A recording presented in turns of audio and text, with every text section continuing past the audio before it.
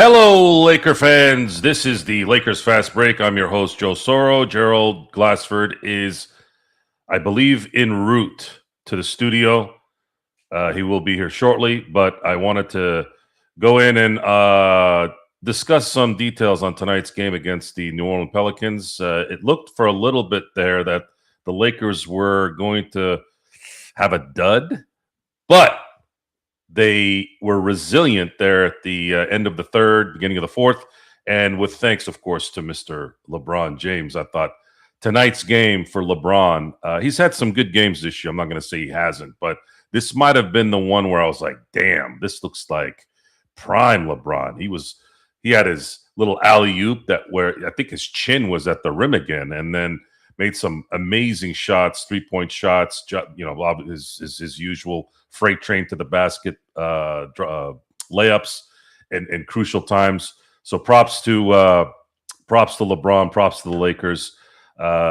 These games, again, have an 82-game season. You're going to have some of these games against the lower-end type teams, but they ended up winning 111 to 103 tonight, going 23-11 for the season, and now they're sitting at 13-5 on the road. That's a huge it's a huge benefit for the next couple months when you're ahead of the road games, the road wins the way they are.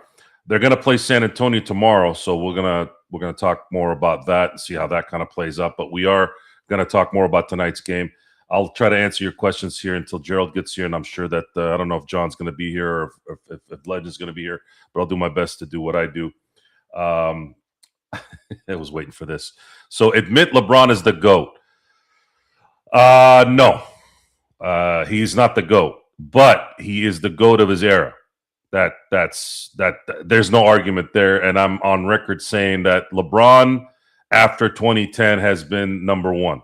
I never in any way, even though Steph Curry won a couple of MVPs, Durant won an MVP in 14, there has never been any time in any realm during their career where Steph Curry or Durant were better than LeBron James. LeBron James has been number one, and he's been number one for a long time.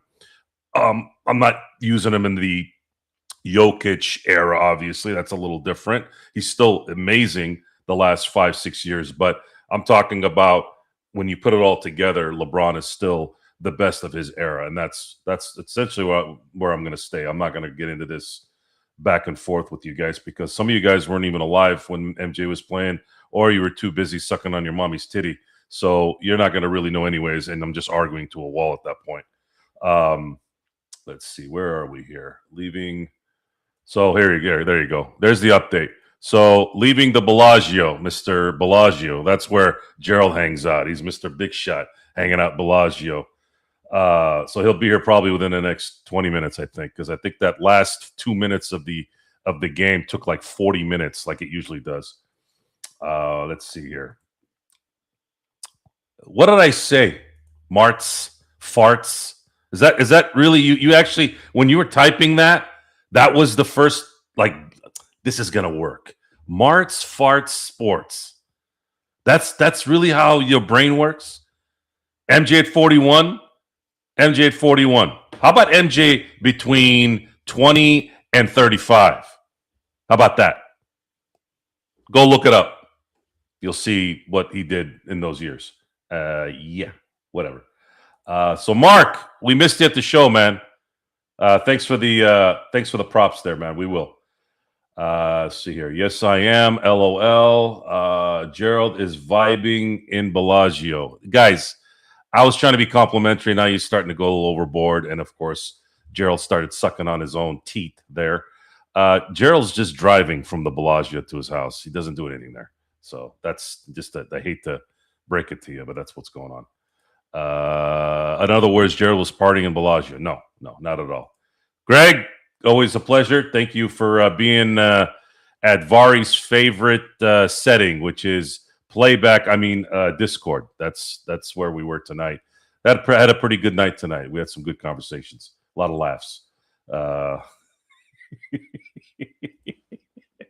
But going back to the game, I didn't know what to make of the game going into it. I felt pretty confident that they would win it, and you know you're you'll start to get a tone on the game a little bit. And when New Orleans went up, what was it, 8 or 9? You're like, seven. I think it was 7 actually. The last memory I have was 7. I'm sitting there, I'm like, you guys really gonna like the way the Pelicans were kind of going back and forth? I was like, man, these guys look like they're about a half a step ahead of the Lakers. And then you're sitting there and you're watching and you're watching. And how many games have we watched in our lives? I know I've watched God knows how many games, thousands, right? And I'm sitting there going, it's probably going to take one of these guys to start going off, meaning LeBron, Luka, basically, right? The stars. And of course, that's exactly what happened. And if there was ever an understanding of what that means in basketball, especially in NBA basketball, stars are the only players that matter in a basketball game, other than the occasional role player that will do something spectacular. But when it comes to games like this, right? When it comes to that, man, this team is a half a step ahead of you. You shouldn't be losing to this team. This is not going to look good if you keep doing this. But then what happens is you get a star, and LeBron is still a star. He's not from 5 years ago, but he's still a star. And then Luka, and then those are the guys that separate all that, right? They start making shots.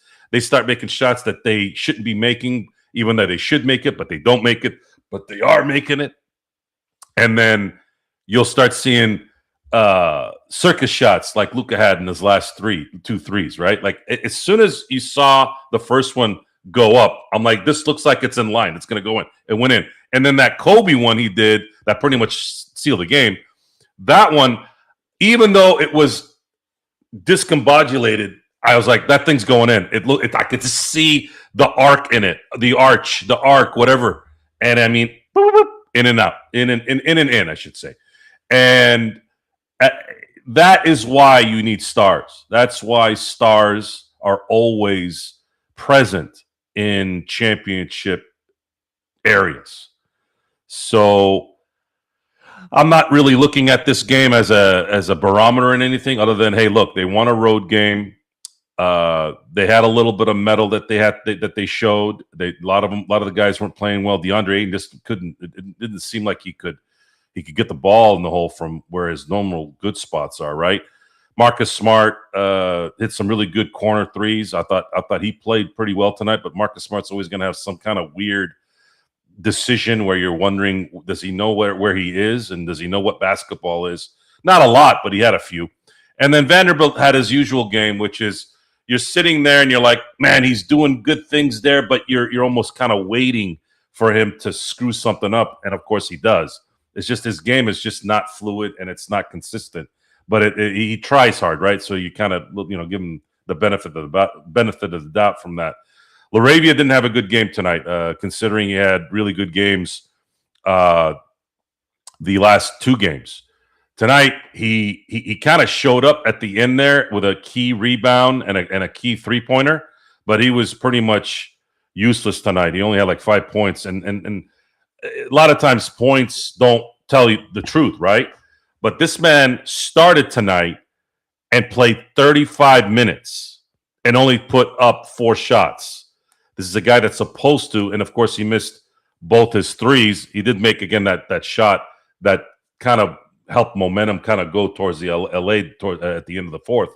But 35 minutes, scoring 5 points, that's a detriment to the team, especially with a team that doesn't have a lot of depth.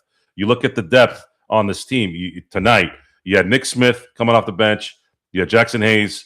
You had Dalton Connect and Jared Vanderbilt. And none of those guys are going to go off. I wish Dalton Connect would go off, but I don't think we're going to be seeing that anytime soon. Of course, he had a couple threes that were nice, made them, but you just can't depend on them. You can't depend on him too much. So 35 minutes, 5 points, only 4 shots for a guy that's supposed to be this energy guy, role player guy that needs to hit open shots on the regular, while Luka and LeBron are going to the basket and drawing that second guy. That's what makes these games much harder. However, LeBron showed old LeBron. Luka didn't necessarily have a good game from behind the arc, but he still shot 50% from the field. Don't like that he missed 4 free throws. That's always something that I'm really, really always paying attention to with Luka. Luka, I'm going to be a little bit harder on with free throws because he handles the ball so much. And a guy that has that great a form, I can't figure out why this guy isn't hitting 85. I'll give him 83 to 85%. That he cannot be hitting below 80. He was at 82, I think, at one point, and now he's dropped below 80. He cannot miss 4 free throws. He cannot. That is those are turnovers. So for me, when somebody like Luka misses 4 free throws out of 9 free throws, that means those are 2 turnovers. So each of the 2 misses, each of the 2 misses is a turnover to me. That's what that is. Can't do it. You can't do it, and it can't do it in games when you're playing teams that are much better than New Orleans. And that's some of the little details that I've looked at here in the last couple months. Other than that, again, Luka didn't even sort of have a good game tonight. He still dropped 30, and that's what, again, another thing the greats do. They'll not play well and still drop the numbers. He had 10 assists as well. I think he had 5 turnovers, but when you handle the ball as much as he does, sometimes that kind of par for the course. LeBron only had 1 turnover. He handled the ball pretty well. Had 8 rebounds and 8 assists. He was perfect from the line, which when LeBron is perfect from the line, it's not an accident when you start noticing his effect on the game, right? And not only that, he hit 3 of 5 from 3. So if LeBron is dropping, I'm not even going to say 30. He dropped 30 tonight. But if LeBron is dropping 40% from 3 or more, and he's hitting all his free throws and he's getting a good amount, and he's not turning the ball over, you really don't have a shot. You really are going to have a problem. You're going to have to keep up with him to do that. Yeah, so that's kind of where that is. But let me get back to some of your comments here. Hold on a second here. Stefan, I wonder how MJ and Kobe and every other player back in the day was able to play 80-plus games and get hurt less often than these soft folks playing today. So there's been some discussions on what's created the injury bug. The excuse machines say that the game has gotten faster, the possessions have gotten increased. I remember Sean Grice and I spoke about this, I think about a year ago. He had said that he had done the numbers. He had looked the numbers up in the 90s as compared to today's game. The possessions have not gone up that much. I think he said it was like 1.5 extra possessions. So it hasn't really gone up that much. Granted, at that time, there was a lot more half-court game. But then again, possessions matter, right? That's what you're saying. Are they really running as much? Shooting threes really that taxing? I think what it is, and I had sent the boys on our chat a link to soft tissue type stuff from a nutritionist or a physician. I can't remember exactly what he was, but he had mentioned about how the ACL tendon, for half the players that tear it, half the players that don't. Why did those on the other side that didn't tear it? Why were they okay? And why were the ones that did tear it? Why did they tear it? Right now, in football is a little different. If you get angled a certain way, you're going to tear that sucker, right? But in basketball, you don't get that. You're not getting tackled like a running back or like a receiver or anything like that, or you misplace your foot in a divot on a field if you're a quarterback, right? So in basketball, what is it? It's coming down to food. It's coming down to your diet. It's coming down to your ability to prepare your body for certain things. And maybe the change in styles of play is not allowing the body to be flexible enough to sustain these issues. All that is there, and I'm sure there's some truth to it. And I think a lot of the diets are bad. I think a lot of these guys probably don't eat well because they're already genetically skinny and lean and all that, right? So they feel like, I'm just going to eat whatever I want. A lot of guys are not going to eat well, right? And I think that plays a factor in it. I also think that food has gotten worse I think what's happened in at least in America the last 30 years, and I think the food is destroying the body. It's destroying recovery. It's destroying a lot of things. Plus, I think there's also more stress than ever before, believe it or not, in the world. So you had stress, you had maybe a bad diet, and again, they had bad diets back in the day too. Jordan used to eat McDonald's all the time. Kobe, he's on record talking about eating bad foods until he finally had to change his ways because he was getting injured a lot. He just played through it, right? So the combination of all that stuff that I think that definitely the food has gotten worse in terms of how they make it. They've when you look at Gatorade in the 80s, the ingredients that they put in Gatorade, and again, this might be a lie too. I don't know, but I always ask myself, is this a lie? Why would they lie about something like this? It doesn't make sense. And if they did, I think Gatorade would be like, hey man, you're lying, and you'd find out about it, right?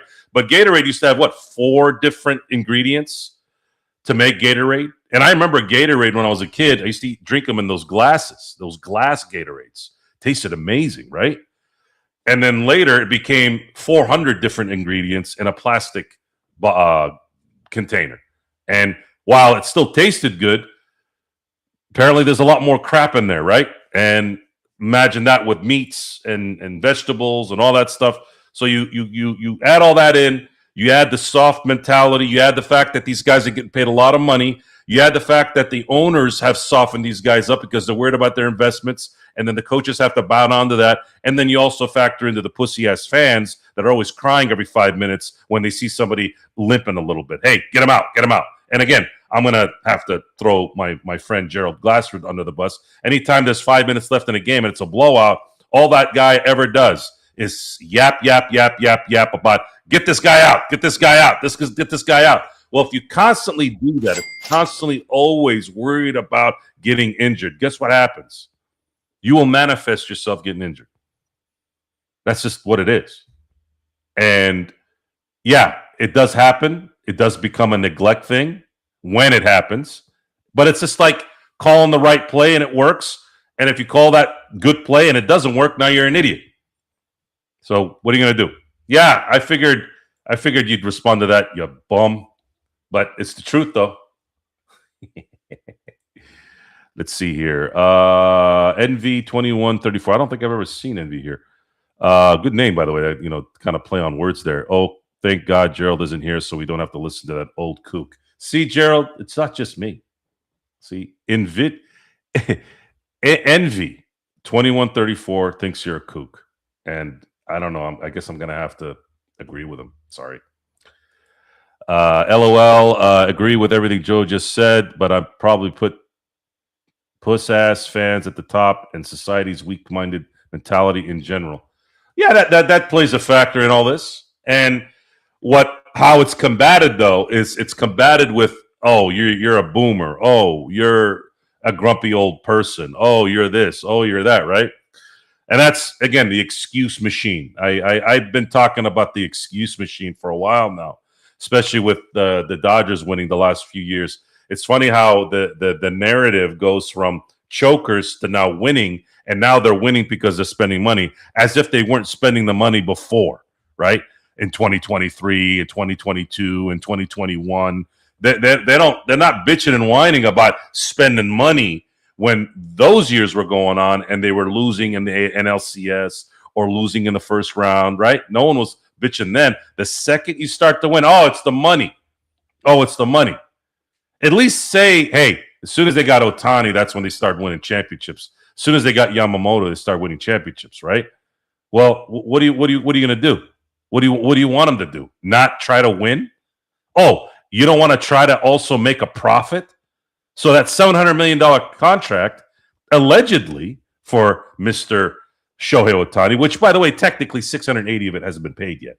$680 million of that money is sitting in an escrow account. And by the way, that was not the Dodgers asking to do that. That was Shohei Ohtani's team. Why? Because Shohei wanted to win.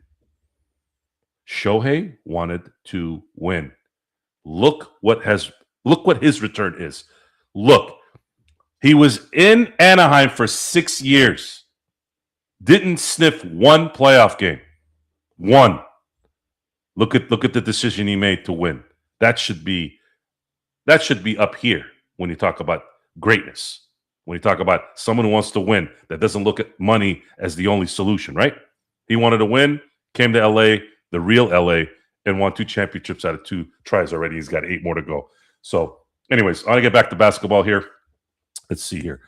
JY, was Trey Murphy auditioning for Lakers today? I'm just saying, Joe. Yeah, he may have, and he made it much harder for the Lakers to get him.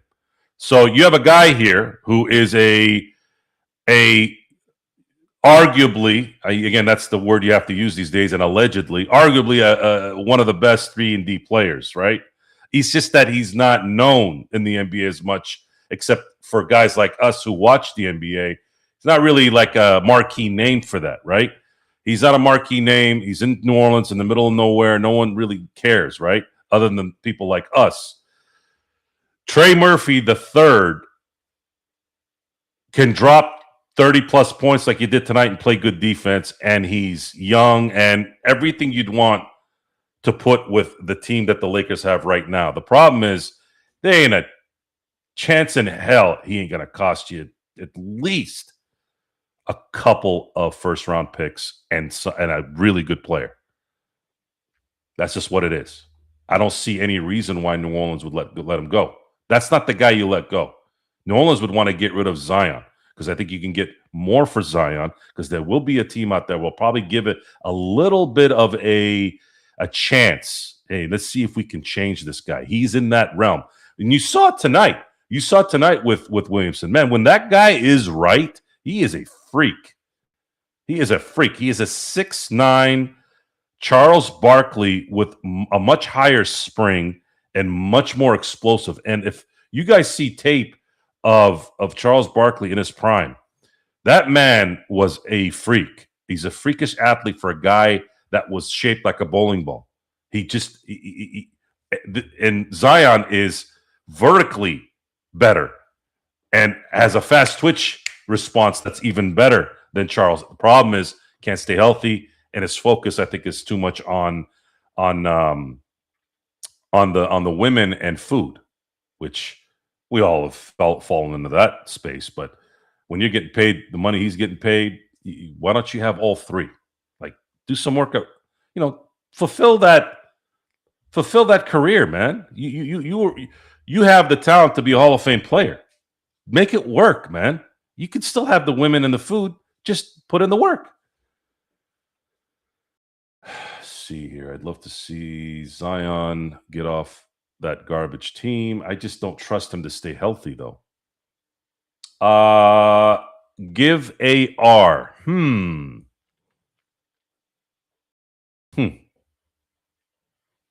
I think you're onto something, Nick. Best league? Yeah. I think there's something there. I think there's something there. Now, if you were to make that trade, how does that benefit New Orleans? Why would New Orleans make that trade? Why would you trade Trey Murphy III for Austin Reeves? Because we obviously know that we feel that Trey Murphy is probably a better player, even though AR has shown amazing skill sets, dropping 50, dropping 40. Until he got injured, there was some talk that he might be an all-star. But why would New Orleans make that trade? I think that's a question you want to ask yourself. I'm gonna go with I don't think that's gonna happen unless New Orleans wants to get out of the money that they're paying him. But why? Why would they do that? These are the questions you have to ask yourself. It's the DeJounte Murrays that they don't want on the team. That's the guys that aren't really doing anything. And they already gave up their first-round pick. Atlanta has their first pick, so now they're screwed even more. How are they going to replace Trey Murphy? Is AR enough? Is that going to start getting them into that playoff area, especially in the West, I don't see it. I don't see it. So I believe if Trey Murphy was to be an option, I think they would need to get somebody that's of equal value, and they would still probably want to get some kind of draft capital from it, because you're talking about a guy who is the perfect basketball physique, the perfect skill set for today's basketball, and he's 25 years old. I mean, this guy is in his as prime as you can start getting into your prime right now. So I don't know if that's ever going to work. I just don't know. The more realistic acquisition would have likely have been Herb Jones. His contract is much friendlier, and he's somewhat offensively challenged, but he's good on defense. So I would be pretty sure that if they had offered AR for a Herb Jones, and then you start talking about maybe getting something from them in terms of maybe a draft capital, maybe that might work. At least you could solidify the defensive side, right? Is it enough though with just LeBron and Luka on the offensive side? Probably not. The Lakers need a third scorer who can play defense. That's really what they need. They need Trey Murphy. And until they get that guy, and if you have LeBron and Luka, and this whole thing is not going to look this way anyways in about 4 months, right? I don't see LeBron coming back unless they win it all, which is going to be very, very minimal percentages, right? So what is it? What is it? And you talk about depth, Jay. The NBA has already made it too difficult for you to have depth if you're not drafting well. Depth has to come from the draft. That's why we've been adamant lately. We don't want to give up those first-round picks anymore, and they're going to get 2 more at the end of the year. I am tired of giving up draft picks. Draft picks in this current landscape in the NBA, in this current landscape, you have to have draft picks because money is going to matter now. Money is going to matter now more than ever. You can't just eat money anymore in a luxury tax and just sign your own people. You can't. You cannot. You can't. Once you get over that second apron, you're toast. It's a pseudo hard cap. So they have to build this team by getting really realistically, they're going to need to get a second guy that is viable. Maybe not Giannis when he was 26, but definitely Giannis at 32, who likely will have at least a 2 or 3 year window there where he can still be Giannis, especially with Luka. And then you would need some kind of a miracle where LeBron takes a $10 million a year contract this summer if he indeed wanted to stay. Then things can get interesting. And then now you can draft somebody in this next draft, hopefully with some skill sets that they can start doing stuff. But then again, guys, rookie guys don't do well typically. It's very rare that they're going to come out. Edgecombe's and obviously the flags, even those guys, even though they show moments, even though one of them will win a rookie of the year, basketball is just too hard to create that huge effect the first year or two. It's usually going to be for that kind of like caliber player where he's going to really, really like make not an effort. Sorry, I was thinking an effect. They usually like are in that sweet spot 3-4 years, especially if they're getting picked in the mid-teens area, which is where likely the Lakers will pick. If they keep winning, it probably will be in the 20s, which is going to make it even more difficult. It's hard. It's hard, and you have to make sure that you draft well too. The Lakers, unfortunately, have not done that. They have been horrible. Actually, the last 2 first-round picks have been duds. And imagine this, guys. Imagine. I'm not going to go through the names. I'll leave that for Gerald to talk about whenever we do a show.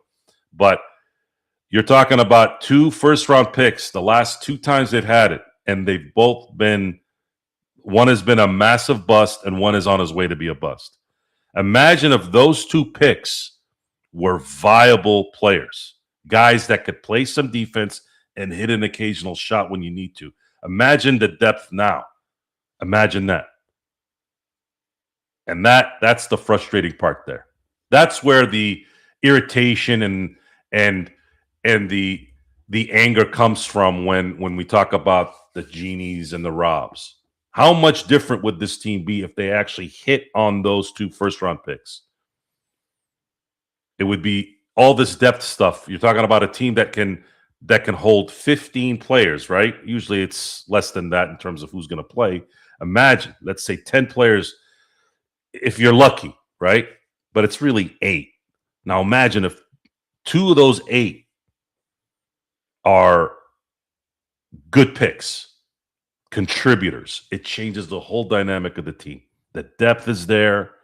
You're not worried about guys sitting. You're not worried about the Vanderbilts playing like bozos. You're not worried about Connect not hitting shots. You're not worried about any of that. And then maybe when you're getting a free agent, you're not having to worry about getting somebody that you have to hope that plays that position. Now you can go, okay, well, let's just get this sniper here. At least he can come in and hit shots no matter what. He might not be good on defense, but we know he can hit shots in certain lineups that does have defense because you picked well in the draft, and then maybe you got lucky and got another player in free agency the year before. Like, that's how this stuff gets built.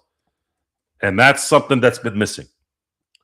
That's what's been missing with the Lakers. They haven't been able to cover those bases because they've been bombing.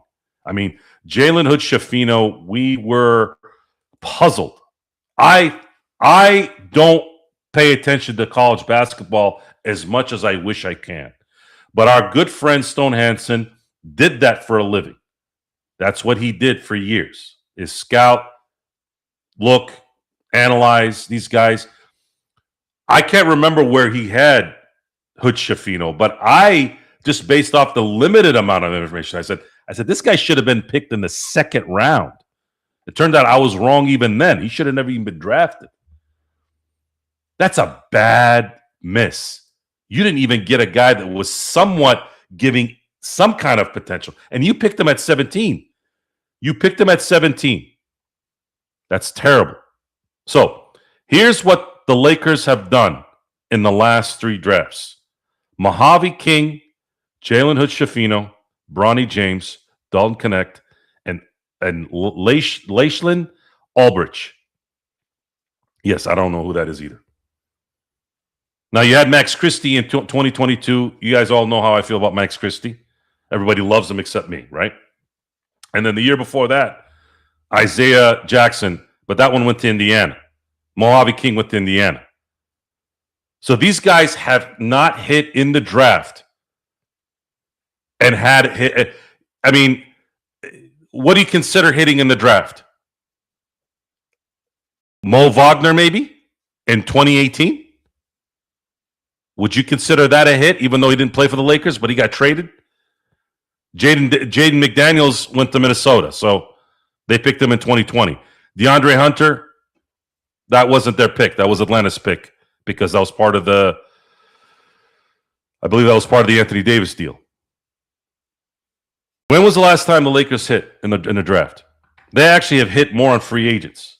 They've hit on Alex Caruso and Austin Reeves. Those are their 2 off-season acquisitions the last decade that came through. And one of those guys they let go.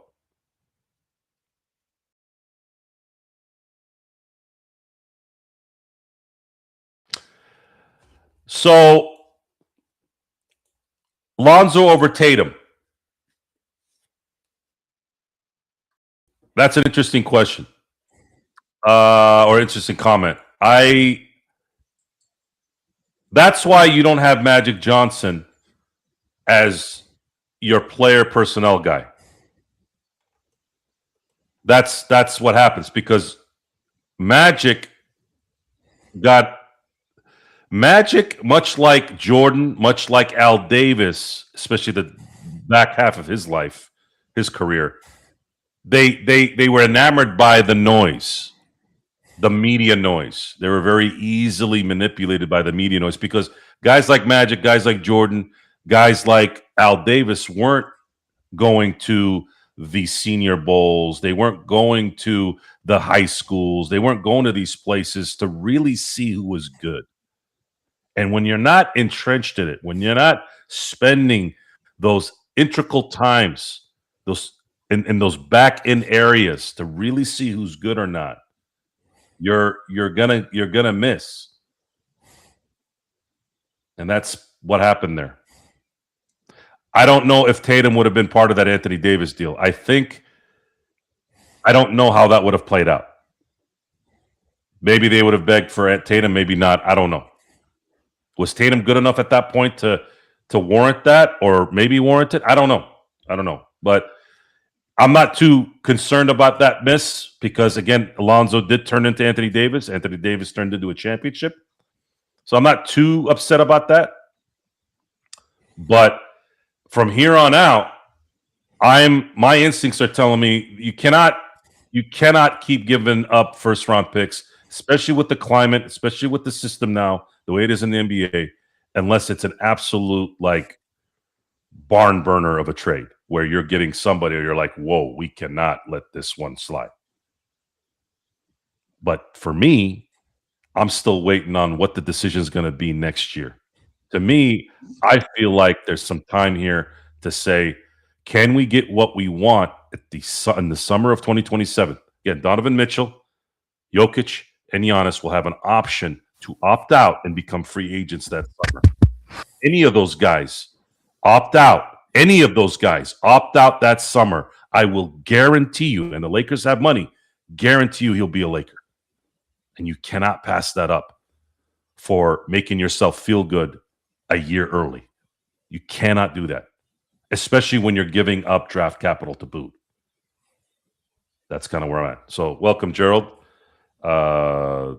Drive I take was a smooth one. Yeah, once you get past the strip, it's good. Tomorrow is going to be a mess. The first day of full CES, because that's what I was there for, a press event in advance for Consumer Electronics Show at the Bellagio. But at the Las Vegas Convention Center and the Strip tomorrow, it will be an absolute mess. It will try its best to be like it is on the 110 or the 105 in Southern California tomorrow. But outside of that, yeah, it's pretty good right now. Glad the Lakers won.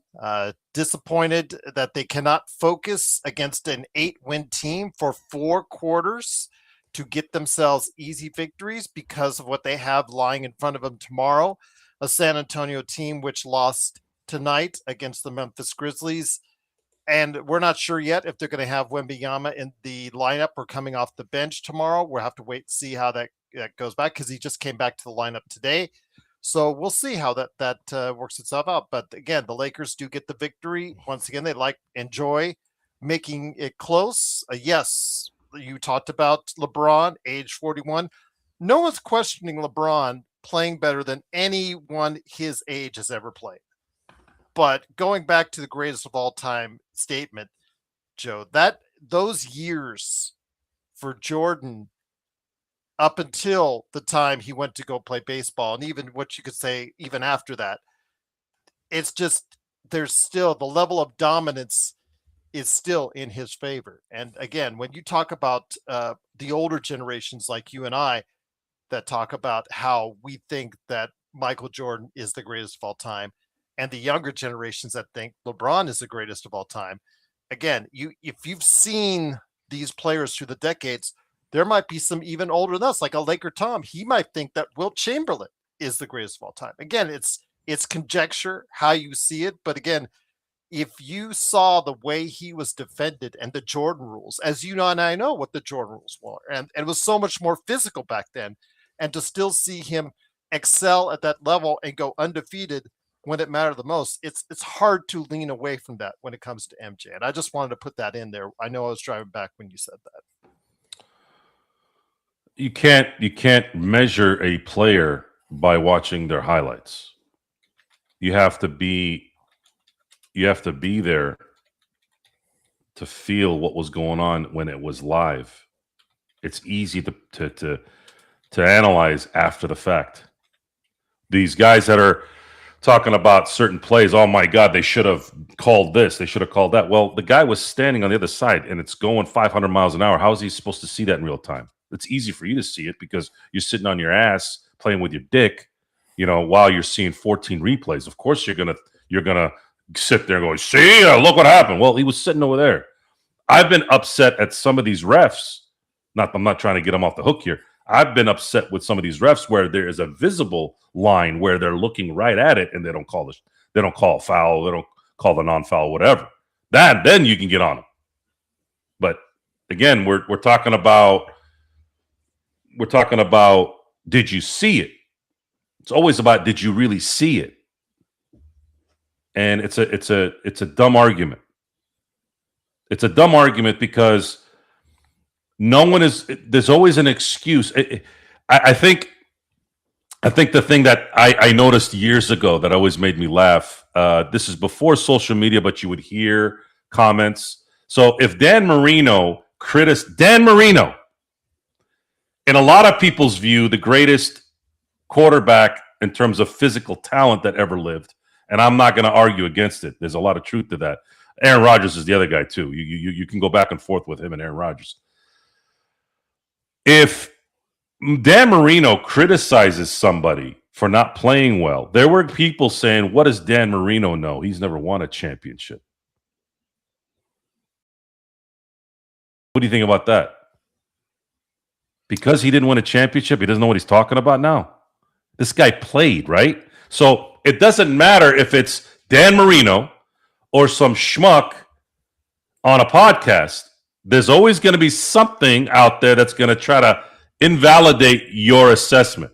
Even though we're saying logical shit, has nothing to do with us. Dan Marino commenting about a quarterback sucking in a big game and then getting told, oh, what do you know? You haven't won a Super Bowl. Like, there's always an excuse. There's always something. Just like how I talked about with the Dodgers. The Dodgers, when they were losing in 2021, 2022, 2020, dude, they were spending the same kind of money. Maybe not $400 million, but they were spending $300 million. So why is it now, oh, they're winning because they're spending money? When they were losing those years, it was, oh, they're choking. See, it's convenient commentary. It's convenient excuses. And that's what this all is. The excuse. Oh, well, it's because LeBron is this, or because MJ's this, or because the Lakers did this, or because the Pelicans are this. Okay, well, what? Okay, so the Pelicans aren't doing well, and they're a small market team. Why has San Antonio been able to be one of the best franchises in the last freaking 40 years? Why? They're a small market team. Matter of fact, I think they're a smaller market than New Orleans. What is it? How come Oklahoma City? Guys, Oklahoma City is in the middle of nowhere. Why are they flourishing? Oh, well, because the Clippers made a bad deal and they sent this. I'm like, well, what was it before? Presti created two dynasties. It's just that they screwed up the first one by trading Harden. They're a small market team. What is it? Always an excuse. Losers always create an excuse to fit their thoughts, their narratives. So that's usually how that plays out. And it's really a waste of it's maybe good entertainment. It's good discussion here and there, but ultimately it's a waste of time in my book. Again, you guys just don't get it. Christie had to go as part of the package. Do you want Christie or do you want Luka? You hit Rodell. You can't pick and choose and go back in time and change things. Why the fuck you have are we to talking ask about yourself, Max Christie? Do you want the guy that's averages 34 points a game, or do you want the guy that averages 12 right now? Yes, he's shooting 45% from three. Great, good for him. I can't believe we're talking about Max Christie a year after a trade. That's crazy. A rotational player. Because there's not just Rodell, it's someone, it's these guys together. By the way, I'm talking about at someone. I'm not just saying someone. It's someone, it's Rodell, It's several people saying, man, I wish we had Christie. Yes, I wish we had a player that is athletic, that is 3D. Yes, that's correct. But we got Luka. We got a generational superstar.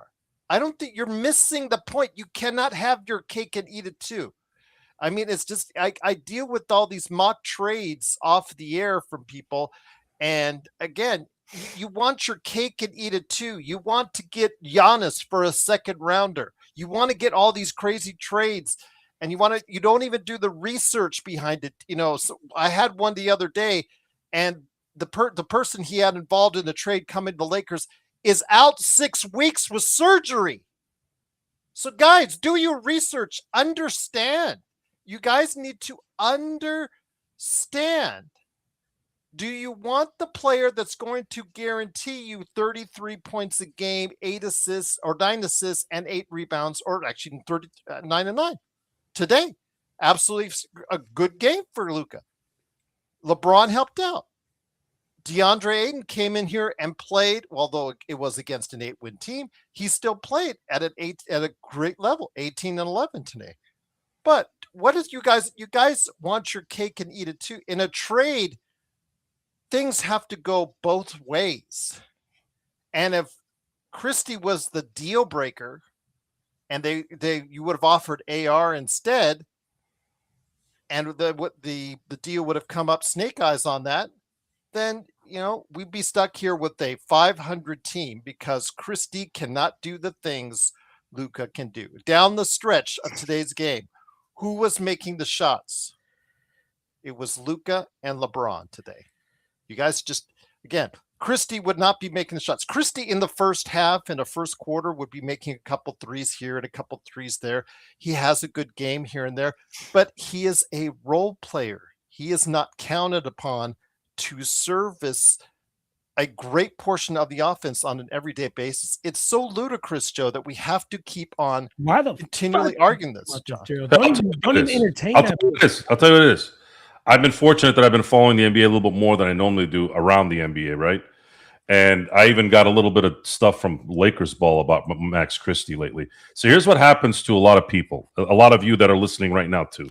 I'm talking to you guys, okay? And it's not just you, it's some of my other friends as well. Okay, so Max Christie goes on a 3-game bender.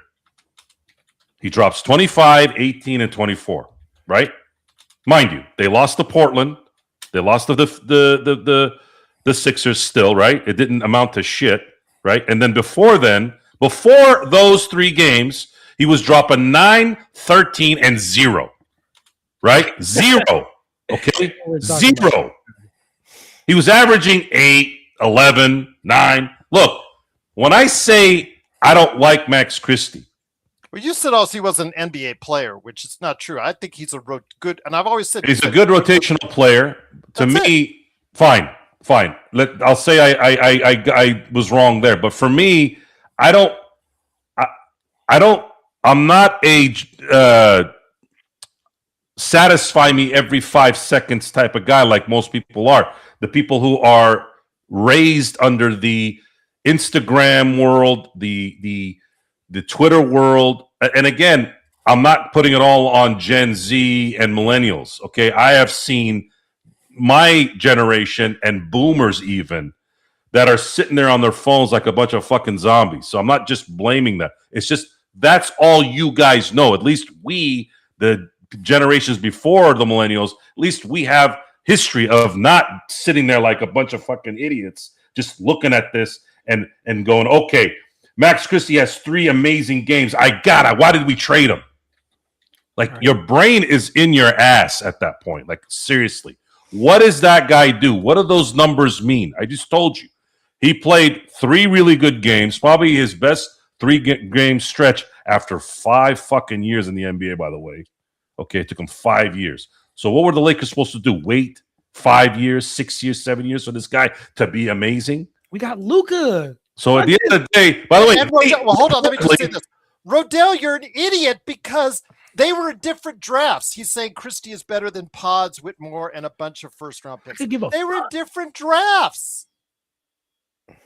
I'm saying you guys were wrong of Christie, Robert Ory, Rick Fox, and D. Fish were role players.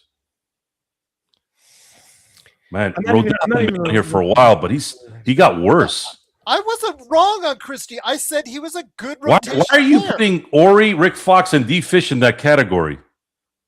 He was a Players. rotational player. There's a difference between role players around Shaq and Kobe versus role players around a aging LeBron and a broken Anthony Davis. Joe, let me ask you a quick question. Okay, the backcourt currently for Dallas is Cooper Flagg at the shooting guard and Max Christie at the other guard position. They don't really have I guess they're not even starting a point guard at the moment. So let's just say magically Kyrie Irving came back to the lineup. Who is the first guy that's going back to the bench in that lineup between Marshall, Gafford, Davis, Flagg, and Christie? Christie. There you go. It's a rotational player. Understand, Rodell, I know your experience. I've seen your letters. I've seen your many emails to us. Again, understand the concept of what a rotational player is, and that's what he is. He is. He's not a star. He's not at the level yet. And so stop trying to you've been trying to prop him up for years, and you have failed. You have failed. He's on a good streak. He's shooting well, but he's still a 12-point a game player this season, which means he is a rotational player. So stop dwelling on the past. You have a future now with a superstar in Luka. You have a team right now that's competing for a top 4 spot in the Western Conference. With a victory tomorrow, they might be even in second place in a Western Conference. I have to take a look just to make sure that that's the case. But you guys are missing the entire point of what our conversation is about because you dwell on the past. Well, we should have traded AR instead of Christie, blah, blah, blah, blah, blah. Might not got a deal done when we would have never known, and we'd still be stuck with Christie and Davis, and we might have a 500 team because Davis is out half the time with a groin injury. That's the point I'm trying to make. But John Costa from Lakers Corner, good to have you here, my friend. What's up, brothers? That was unexpected after a cool Lakers win. Coming in here so back much. Christie. Come on, guys. It so much. They just hold on to it. It's just sad. It's sad. I feel sorry for them. It's just sad. Okay, I hold on to the Ivica Zubac deal, but good God, I don't even hold on to it that bad like you guys do. Let go of it. We got Luka Doncic. But let's talk about this game. Now, though, if we trade for him back and give up a couple first-round picks this summer for Ivica Zubac, then I'll be super pissed. But that's beside the point.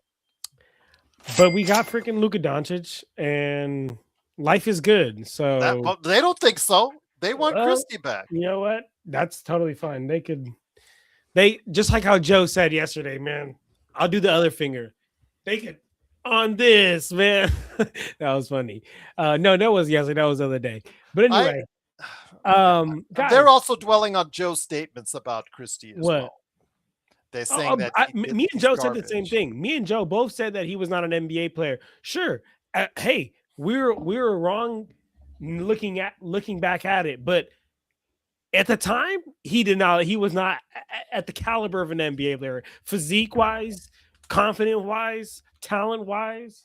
Come on, guys. I don't even want to keep talking about this guy. Why are we talking about Max? Well, again, if they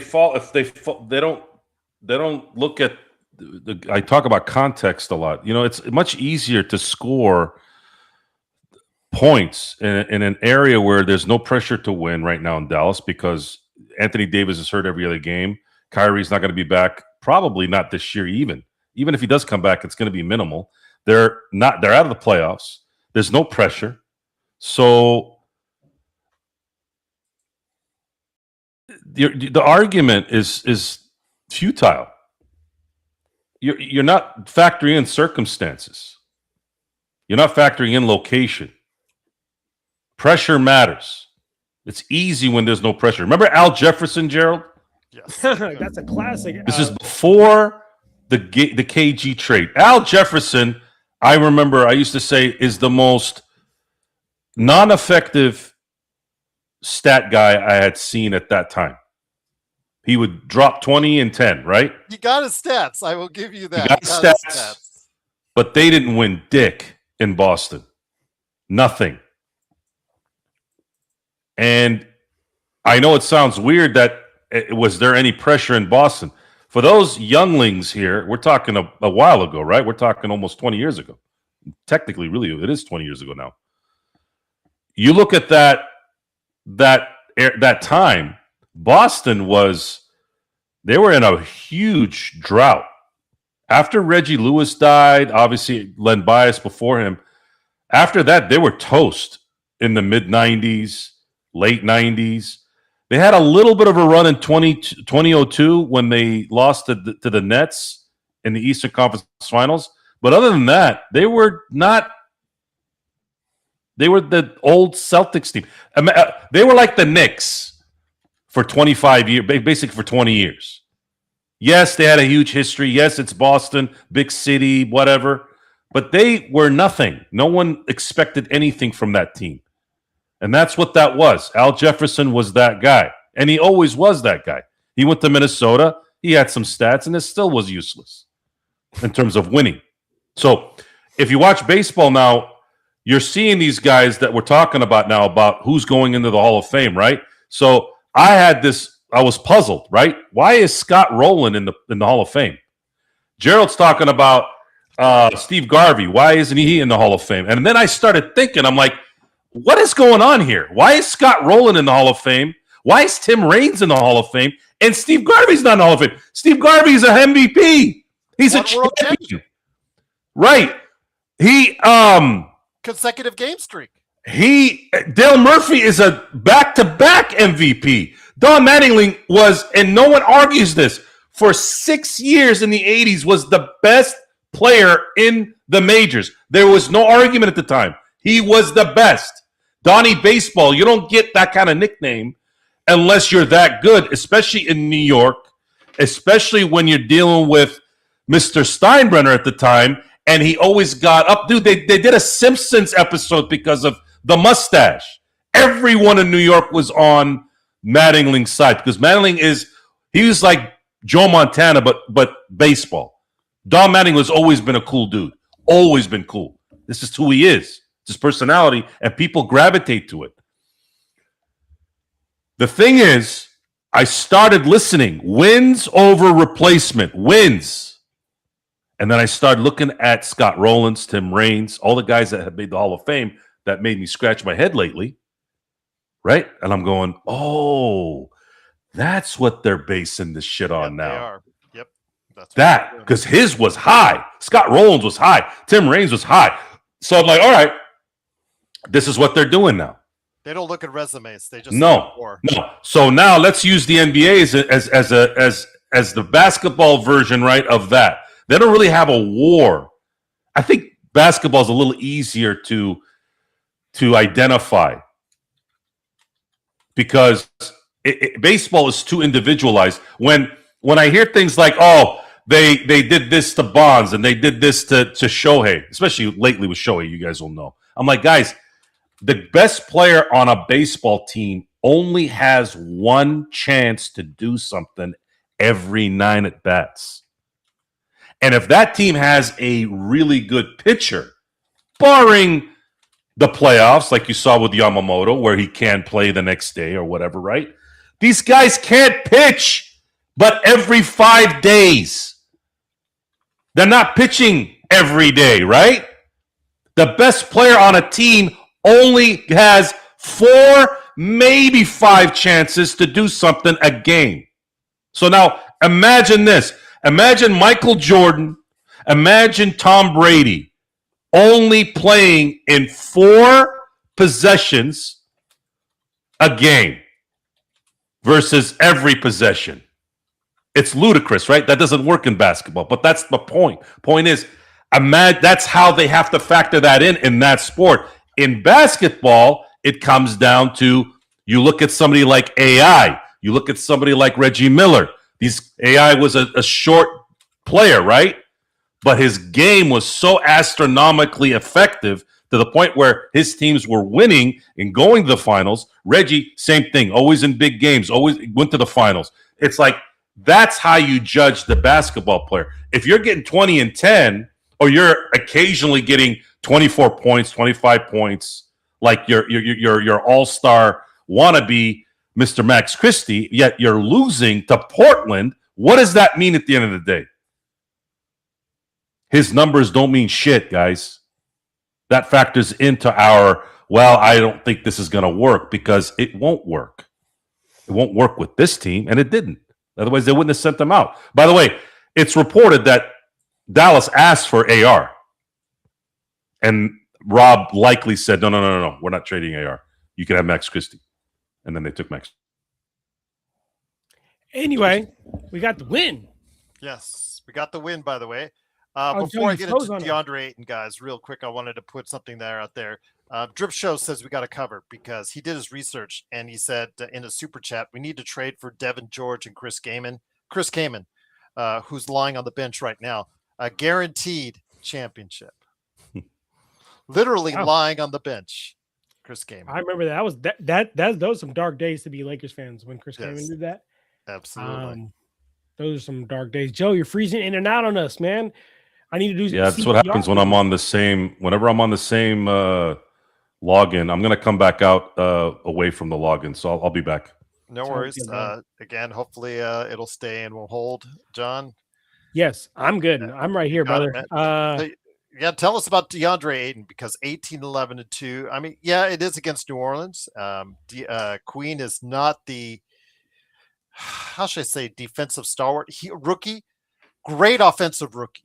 You saw him tonight, 10 rebounds, 8 assists. This guy can really manipulate an offense from the center. He could be that next Alfred Sengun, like a poor man's Alfred Sengun, really poor man's Nikola Jokic, because you can run an offense through him. The problem is defensively, because he's smaller, he needs a rim protector right beside him, and Zion is not that guy, because Zion is despite his athletic gifts, he's 6'7". So yeah, that's the problem right there. So DeAndre did have his way with the height differential tonight, 18-11. I was talking with Pinty, one of my, going back and forth over the past couple of days off the air, and he was talking about what we should commit to with DeAndre Ayton. I am not 100% sold on DeAndre, because he has steered and been the anchor of a 26 rated defense in the NBA. So while it looks good against, and they hold New Orleans to 103 today, for the other so many games of the year, it hasn't been the greatest, but he's been a good lob threat. It's created a kind of chemistry with Luka. But where would you place him? If you said of all the starting centers in the league, where would you place him? Because I would put him about 15th to 20th on my list right now. It just depends on the night, because so that's the thing about DeAndre Ayton. He's not he disappears. He disappears a lot, and that was my problem with him being like, oh, I want the ball more. Where it's like, brother, if you want the ball more, I'm gonna need you to be a little bit more consistent with your game. And I totally understand, right? Like growing up playing basketball, number one thing I knew was feed the big man, feed big fella, always make sure big fella, it feels like he's in the game. But big fella, I need you to do your part so that I can consistently feed you. Now the you ball. know why he's burned 2 bridges already. In right? Phoenix, you know what Portland. I'm saying? Right. So that's my thing. Look, I'm all for feeding the big fella as a guard. There's nothing more than I love than seeing my big score. Love it, right? But at the same time, there's some prerequisites that you got to do sometimes. And when there's games when we're in the third, fourth quarter and he has 1-2 rebounds, brother, you're not filling those prerequisites that I need you to fill before I'm dumping you the ball off for you to get your little floats off, get your finishes around the hoop. Like these are things that you got to have on lock, right? Like cleaning the glass. That's the number one thing. That's got to be your number one priority before you worrying about touching the ball and getting your 18 points, whatever. I need you to worry about cleaning the glass.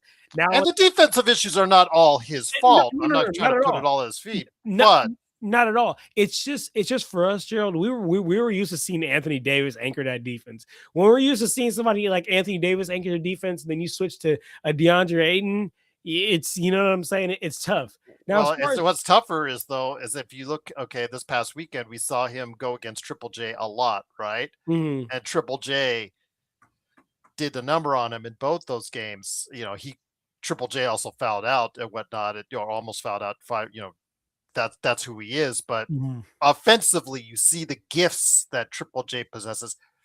Guess what? DeAndre Ayton was the number 1 pick in that draft, and Triple J was number 4. Come on. So, after Luka. So, and it just before Trey. So, who is developed into the player that's whether you argue he's a max player, and if you argue that he's not a max player, Triple J, I would probably say yes, but still a highly compensated player that can average 22, 10, and 2 blocks a game, and stretch it out from 3 to get you 35, 40% from 3, as opposed to what DeAndre Ayton does. It's no question who that better player has developed into from that starting point. 100%. I mean, Triple J is definitely the better player of the two. But DeAndre Ayton, yeah, like we said, he was the number 1 pick. Was the number 1 pick. But to my original point though, Gerald, look, like the game today, cool. I love to see 18 points, 11 rebounds, but I think it's more even what Rodell said earlier in the chat. I think this win and this stats kind of like fool's gold. It's like, cool, there we go. We beat the Pelicans. It's like taking candy from a baby's mouth. It's nothing impressive, right? So to me, cool, love to see it. But my thing is, Gerald, and like I told you, I cannot have DeAndre Ayton coming out telling the press and telling the people, I need more touches when there's nights when we're in the second half of the game and my dog has 2-3 rebounds. Because like I said, as the big man, I'm all for feeding the big man. I'm all for keeping big fella happy. But big fella, you got to take care of your business down low and cleaning the glass. And there's nights where he's not doing that. On a night like tonight, we'll take it, 18 and 11, but we're not looking. The barometer isn't how do we play against the Pelicans. So cool. It is tomorrow though. Right. It is tomorrow, right? It is tomorrow. So let's see if he do the same type of energy. And I think this is a great test. I love that you said that, Gerald, because he's talking about he want more looks, right? He want to feel more involved. He want the ball more. Okay, brother. Let's see if you handle your side of the rock and what we brought you here to do. And if you do, the rock will naturally gravitate to you. Couldn't look for the word. Because Joe, well, let me put it this, John. Can I speak on something real quick? Can I speak on something real quick? I want to speak on this because I just think it's funny because you guys remember less than 72 hours ago, this chat, and make sure my daughter's not outside, on my dick about Jake LaRavia. Just Jake LaRavia and Jake LaRavia this. And I told y'all, Gerald, and I told y'all, and what did I say? I gave Jake LaRavia his credit when he played with confidence. I gave Jake LaRavia the praise when he deserved the praise, when he was doing everything right, when he was playing with confidence, when he had 24 points the other day, when he had 21. But what did I tell you though, Gerald? My problem with this guy is the confidence. It's that he goes from one game of 24 to the next game 5. And before I even hear anyone say like, oh, he's just having one bad game. No, it's far more than one bad game. And it's not even just the 5 points, you guys. Can we look at basketball more than just numbers? Can we look at the fact that it's not just black and white? He looked non-existent out there. Literally non-existent. I'm going to be honest with you guys, until he got that rebound and that little putback that he had over Zion, you would have thought we was playing 4-on-5 and Jake LaRavia just wasn't there. And most people watching the game that actually know what they was watching are talking about the same thing. Today, guys, I just want to give y'all a little bit of context. He had 5 points. Okay, you can't always have 24. You're not a star player, but brother, you took 2 3-pointers. That is the same amount of 3-pointers that Nick Smith Jr., a motherfucking two-way player, took. And you know what? Nick Smith Jr. played 9 minutes. Jake LaRavia played 34 and started.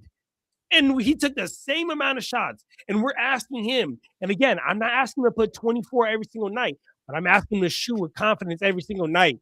And don't shy into that little he's shy. He looks like he's a kid that like got chewed out by his parent. Now he doesn't have no confidence. That's how he looks from game to game. I need him to keep that confidence level at the same, right? If you don't believe in yourself, brother, I guarantee the defense is not going to believe in you. You're not taking that shot. Again, you don't need to knock it down every time, but you got to be able to shoot that shot every time. You know how many shots he passed up this game? I saw him so many times. Up fake, dribble, give that shit up. Come on, Jake. Go up with it. You got to keep the defense honest. That's my little Jake the Ravier rant. But just wanted to say that because, and it's funny because everybody that was crying on my dick the It's other all day. quiet. It's crickets right now. Quiet. Very quiet now. Very quiet. But it is what it is, though, Gerald. I love being right. I'll just say that. He's a rotational player. And Which as I with fucking Christie, said, though, that's what I said. as with Christie, he's going to have his games where he's all over the place. One day it looks to look good, 25 points. The next game it could be 0, just like Christie, just like Laravia. He's had a donut this year. What's like last month? He had a donut. So again, these rotational guys, for the most part, they're just going to be all over the map. The thing is, can you find some consistent ones that 4 out of 5 games give you double figures and good scoring? And someone mentioned, Joe, that do you believe in Jared Vanderbilt's 37.5% shooting? He was 0 of 1 today from behind the arc. He's a career 30.5% shooter. I very rarely do you see an Aaron Gordon-esque type turnaround like we did last season in Denver, where Aaron Gordon just, he's like a career 33% shooter or whatnot. And then he shoots like an obscene 42% or 45% for the entire season. It's going to take the entire season for me to go ahead and believe that Jared Vanderbilt is a consistent 3-point shooter, to be honest with you guys, because I go back, Joe, to what I said to Laker Tom about Anthony Davis, when Anthony Davis said, I want Anthony Davis to shoot all threes. And the coaches were like, yeah, we want Anthony Davis to shoot nothing but threes. And then I said, he's a 29% shooter. What is the more likely outcome to happen? And sure enough, by the time he was traded, he was under 30%. So I'll say again, this team is who it is, but the question is tomorrow, Joe, we have a very important game. San Antonio, we're actually a game behind San Antonio. If we win, we tie San Antonio for second place in the West. If we lose, we could be as far back as 6th. That's what's on the line in tomorrow's game in San Antonio, Joe. Seeding right now isn't really a concern because it's the ball knowledge right there. It's leveled. It's too leveled anyways across the board. San Antonio lost. Oklahoma City's 6-6 the last 12 games. I think so. Yeah. Houston barely beat Phoenix on a last second shot. The back and forth in my own head on this is probably needing to stop at this point, regardless if they make a deal at the deadline or not. You have to go into this end of the season, going into the playoffs, waiting this out. As good as Oklahoma City can be, they're not. They even though they won last year, even though they came out the gates well this year, they're not a scary team. They may not match up well against Lakers. Might not be able to match up against Houston, Oklahoma City, all these athletically gifted teams. Sure, yes, you're right. They might lose every game in the regular season then. But my question to you is, and it's the question we've been asking to everyone. I say you as in the audience, everybody. What happens if one of those guys goes down? That's how close this thing is now, guys. If Sengun goes down, he already went down. He's going to be gone for 2 weeks. If Sengun goes down in the playoffs, that changes the entire dynamic of Houston. If SGA goes down, but that's a big one. So let's not go with that one on that one. Let's say, what if the better Jalen Williams goes down? J-Dub. Right? Because they have 2 of them, right? Yeah. What if he goes down? Like he can't play anymore in the playoffs. What happens then? I mean, he wasn't playing. He hasn't been playing. He wasn't playing, but the pressure of those games versus a regular season game is different. As good as Oklahoma City, they had one of the highest point differentials last year, Gerald, and they were having one this year. They were on record. They were going to have the best one ever. if a couple things go a certain way, Denver almost took him out. And of course, Indiana was this close to taking him out. That's the margin of error, is that one player, a one play that can change the dynamic of a series and make you a champion. So you cannot look at this anymore like we used to. It's over, at least for right now. I'm looking at this season as I'm going to try to gauge every game as best as I can. We'll talk about it. We'll talk about the good stuff. We'll talk about the bad stuff. We'll overreact to certain things. We'll underreact to certain things. Morons will come on the show and tell us we needed Alex Caruso for the 50th time.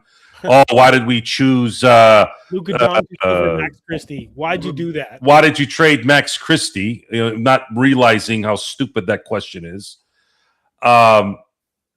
It's a free-for-all in this league. And imagine this. Let's say the Lakers get lucky and they play Detroit in the finals. Oh, wow. What an ideal matchup. You think those guys in Detroit, do you think they're going to play as well as they played the last time? Especially if LeBron is on and Luka does what Luka does? Playoff basketball where the game slows down. Basketball's different, man. It is The game so slows down, becomes different. a game. Come on, they can't stay. And that is a reality, guys. That is a reality. If any of the things I just said happen, Wembyama's not staying healthy, guys. He's not staying healthy. And that's always there. And if a Laker fan like myself is thinking it, what do you think he's thinking? What do you think the organization's thinking? What do you think of the fan base thinking? It's always there lingering, right? It might not be Brandon Roy or Greg Oden worry, but it's a worry because if he gets another blood clot in March, they're jacked. They ain't winning shit without him, right? And that's normal. That's how it is in the NBA. One major guy will cost you a run. So you have San Antonio kind of teetering. Houston, young, up and coming. Yeah, they have Durant, but Durant is old. He's got to go play another 4 months to get to where he needs to go to, and then he's got to get another month in if he wants to win a championship. That's a lot. There's a lot of variables there. Oklahoma City has done it. They're experienced, but they have a history of not staying healthy too. Chet Holmgren is not always healthy. J-Dub is not. J-Dub1 is not always healthy. They have depth, but what does depth mean in those big games when you have LeBron and Luka on the other side and they can ball?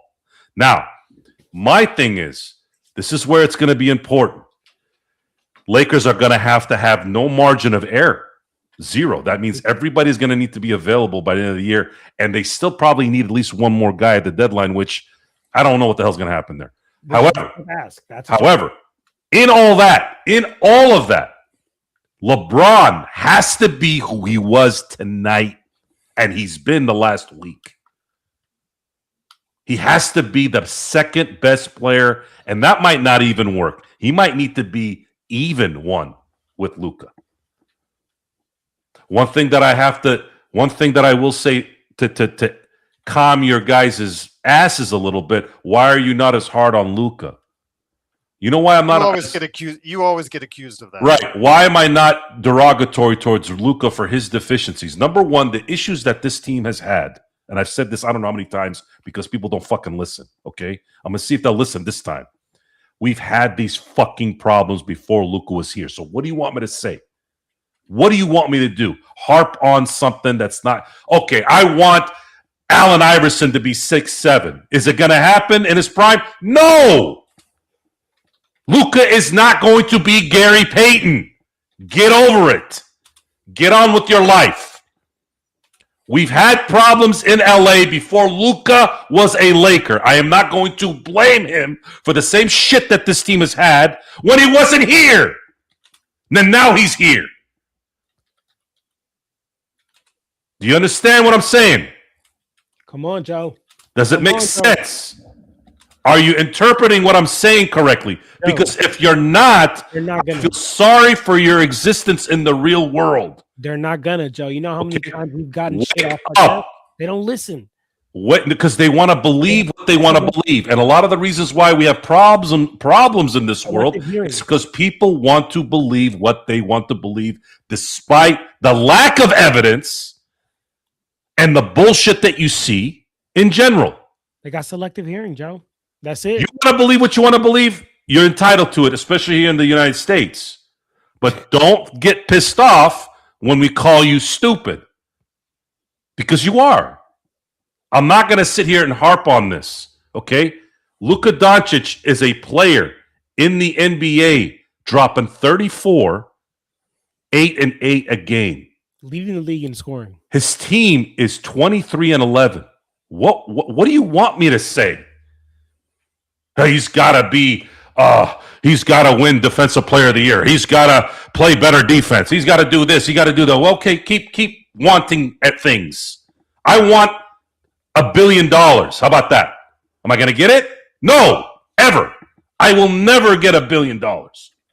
Maybe $1 million, but not $1 billion. Don't say it. Don't say never. Don't say never. Well, we're trying to be realistic here. We're trying to be realistic, but hey, brother. Millionaires are lottery winners that worked for it typically or fuck somebody else over it. Right. So some property rockets. I'm trying to get to a point that the reality is that it's not likely. It's not going to happen. It could happen, but it's not.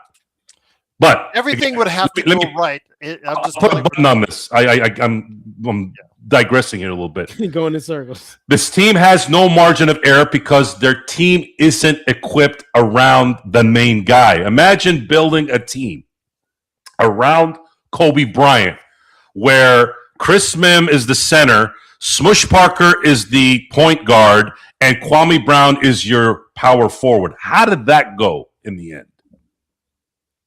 What did you want Kobe to do? Block shots too? Did you want him to cover the point guards? And he did all that, by the way, folks. He did do that because that was Kobe. Problem is he couldn't win. Come on. So this team is not set up for Luka Doncic. They sort of almost got it together in Dallas, but then he got traded. They had it together in Dallas. They had it together. Building it, right? Right? They were building Gafford, PJ Washington. Defenders who can go defend for Luka.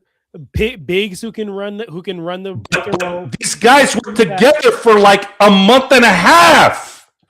Right. What do you want? And he took them to the finals.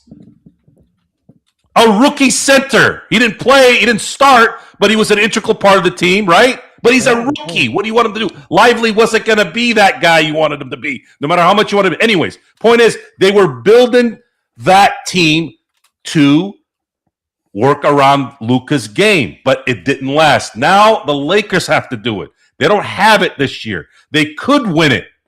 They could win it because of how even the NBA is right now and how injury prone a lot of these teams are.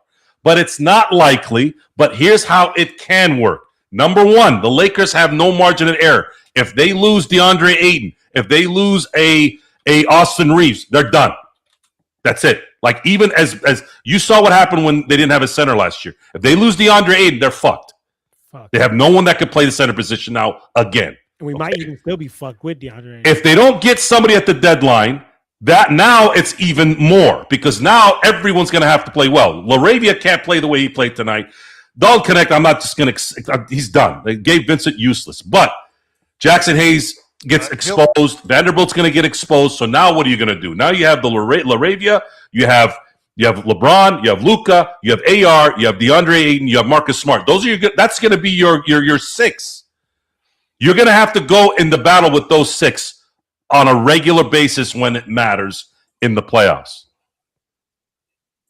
Rui, I guess, sure, if he's there, he may help. He didn't have a bad playoff last year, but what did it mean at the end? A 4-1 defeat, right? So the Lakers have no margin of error. They don't have the assets to go and get somebody at the deadline that would really tip them over. It may help, but then at what cost? They are not. I would not advise them to trade a first-round pick in this offseason, in this trade deadline. Absolutely not. You cannot risk any more first-round picks in today's NBA.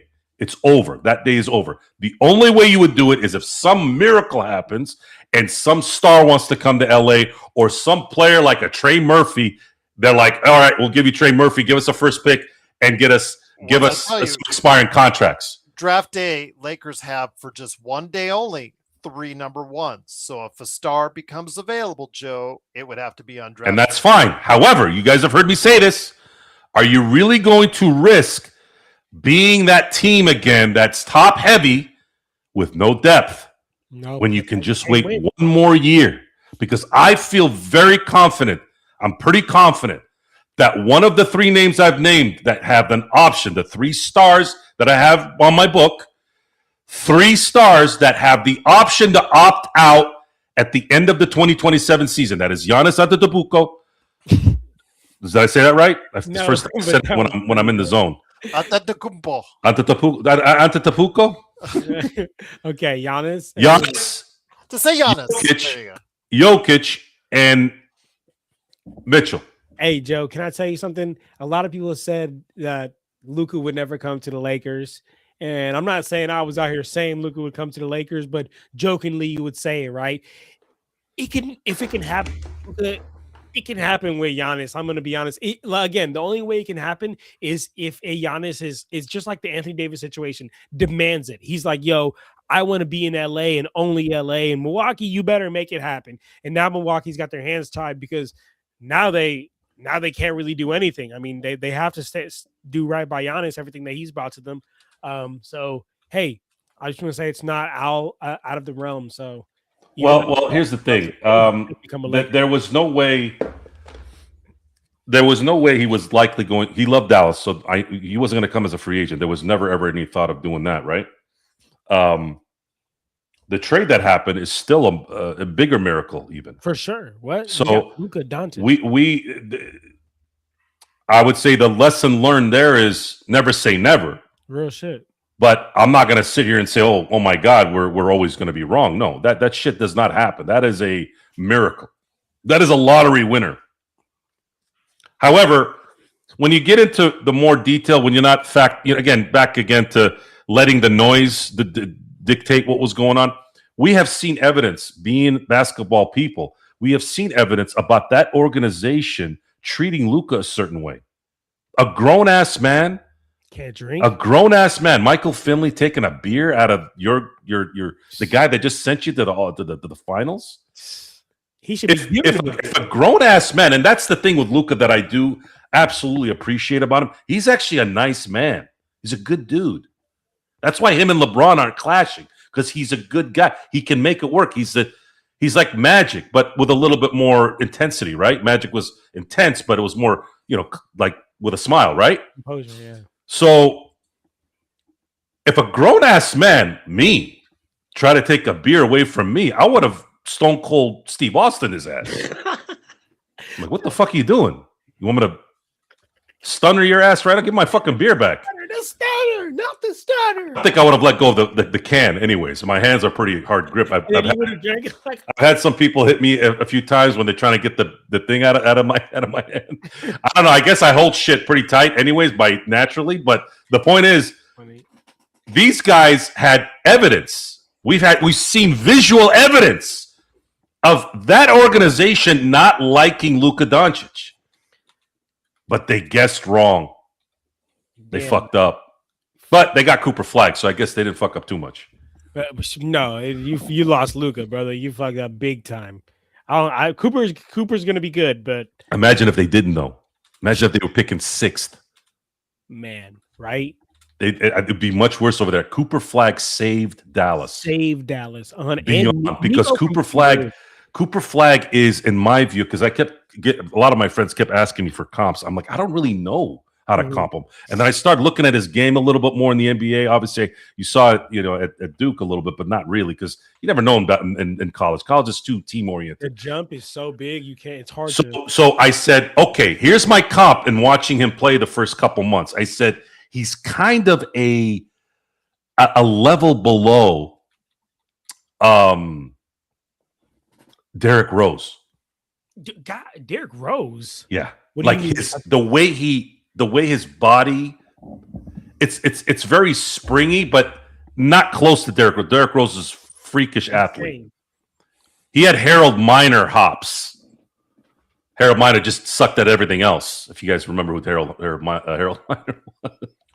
Harold Miner was the guy that won the slam dunk contest and was called Baby Jordan. Athletic freak. Robert Pack was pretty damn athletic too. Honestly, Joe, I'm trying to make sense of that one, brother. I'm not seeing the comparison. It's the only. He doesn't really have a comp. I couldn't think of anything other than Jason Tatum.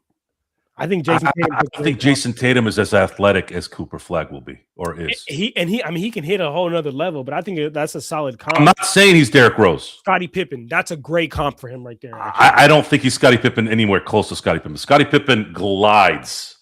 Cooper is stationary. He it's like he engulfs his game and it explodes. That's who he is. Scottie for sure. Handle Scottie? I think Cooper has more handles than Scottie, in my opinion. Maybe, but my thing is, again, there really isn't a comp if you really want to get down to the details. I don't remember anybody in the past that I can compare to, other than I saw Derrick Rose play. I saw how he kind of conducted the offense.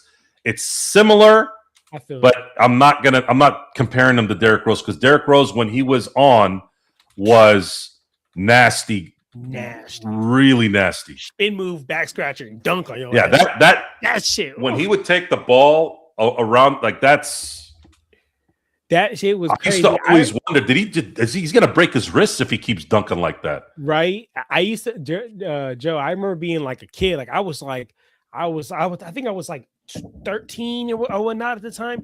Man, he was coming. I remember seeing him come through the lane with this spin move, and then he would back scratch on people. I had to go out there and try it. I would try that move all the time, put the hoop at like 5 feet and try the same shit. And to think that he was doing that on NBA players, and people were getting the Derrick Rose flu around that time. Remember, they didn't want to play. They didn't want to play when D Rose was coming to that building. Michael Finley would body slam Luka. Hey, what? Why? Because he's from Chicago. Why? Because he's black. There you go. See, why you got to be all racist, man? Come on, guys. Huh? Why you got to be like that? Andy. El Rosto saying, speaking of investments, Dalton is shooting a higher percentage from three than Luka. Luka's at an abysmal 32%. Good thing numbers aren't black and white. Luka has never been a sharpshooter.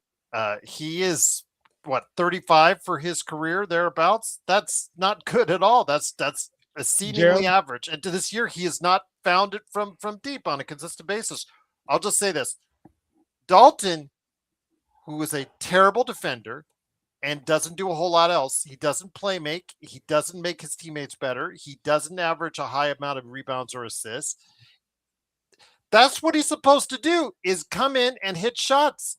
And when he can't, he is a problem out there for the Lakers. Gerald, you know what's something I learned growing up watching basketball? Not all shots are created equal. The shots that Luka Doncic are taking versus the shots that Dalton Connect are taking, go ahead and look them up. Look at them, guys. They are vastly different shots. Luka Doncic is taking contested, sometimes side-leaning fadeaways, double team threes, versus Dalton Connect is taking wide open catch and shoot, corner, wing, 3-pointers. Come on, guys. Please understand this. Not all shots are created equal. That was not a good comparison to talk about Dalton Connects. I think if Dalton doesn't come in and shoot 40%, Dalton's got to go. Honestly, when did I say that? When did I say Cooper Flag was Robert Pack? I just mentioned his name. That's it. It had nothing to do with comparing him to anything. You know what it's like, Joe. Jesus Christ, these people are killing me tonight. Luka is taking bad shots, John.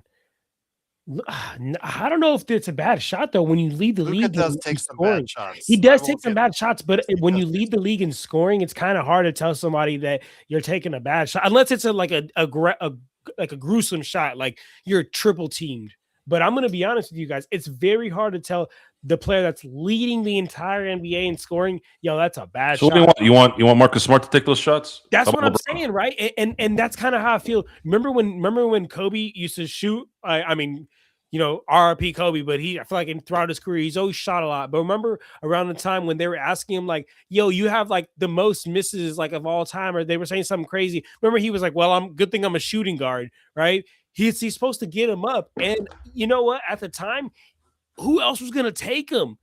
Kobe, latter half of his career, was dealing with some very rough teams. I'm gonna be honest with you. So, in the same situation, like, I'm not saying this team is nearly as bad as those like latter half of Kobe's career Laker teams, but what I am saying is I'm taking Luka Doncic step back, Luka Doncic sidestep, Luka Doncic double team over a lot of other players on this team. So again, like, some shots are crazy, but other shots, you know what? You're leading the league in scoring. You're averaging 34 points per game.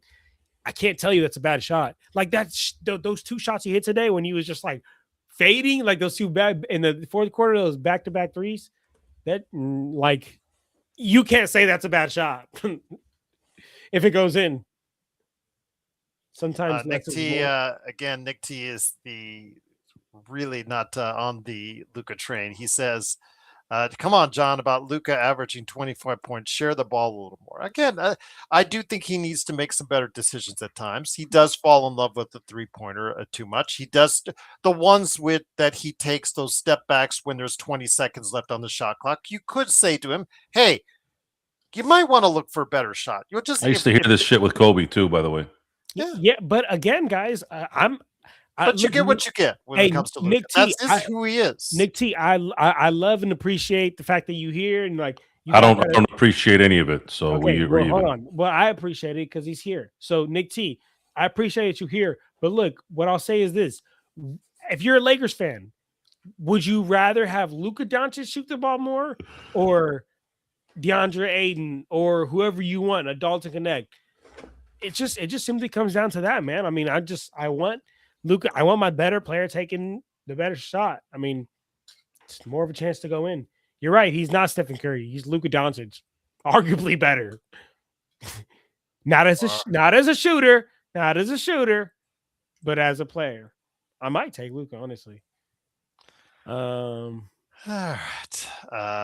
I'm just trying to stir the pot, y'all. El Rosto says, but Nick T says something about connect. No one as you, Jor, connect.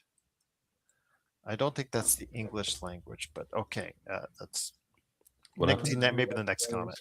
T3 says, who cares? Luka and AR, LeBron all average 30 as long as they win. Yeah, it doesn't matter. The Lakers are getting the wins right now. And with a win tomorrow, Joe and John, they could be second place, or they would be second place, tied for second place in the Western Conference. I think that is way beyond any of our expectations at this point in the season. I think people are missing the point, because this team has a lot of flaws, yet still is finding a way that they could possibly be this high up in the West. They just, again, they're missing the point when they're talking about, oh, this, that, this. The Lakers are where they're at, and it should be a surprise to everyone, guys. Joe?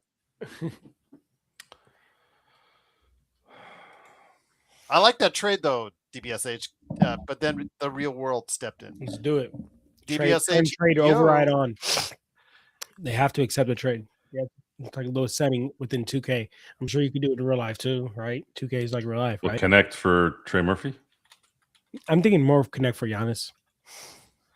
Just do the little trade. I mean, how good is it that we could talk about a team that possibly could be in second place by the end of Nick T, be careful, brother. You're driving. Yes. I guess everything I said at the beginning of the show didn't really register to anybody. This team is as good as the league is going to be at the end of the year and through the playoffs. That's it. We have to wait. Now, if all things are equal, if everyone is healthy, Wemby is healthy, no injuries on any of these teams, they will get clapped by Whoa, Joe. bad. Yeah, they'll get destroyed. Unless LeBron is playing like LeBron now, but I can't be realistic there. I can't say that they're going to get LeBron of 2018 in after an 82 game season and going through a month of playoff basketball. That's just not fair. The only way that maybe there's a chance of that is getting back to 30 minutes a game for him the rest of the year. But the Lakers can't stay healthy. Rui's not available. AR's not available. They're not going to be able, and he's not going to be able for a while. That they were already thin in terms of the depth, and you've lost two of your starters, and they're still winning, by the way, and they're winning on the road.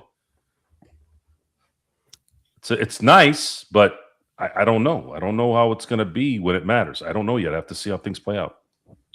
Too early, y'all. Too early. Enjoy the games. Yes. Enjoy the game. Stop worrying about who the best player of all time is. It doesn't fucking matter.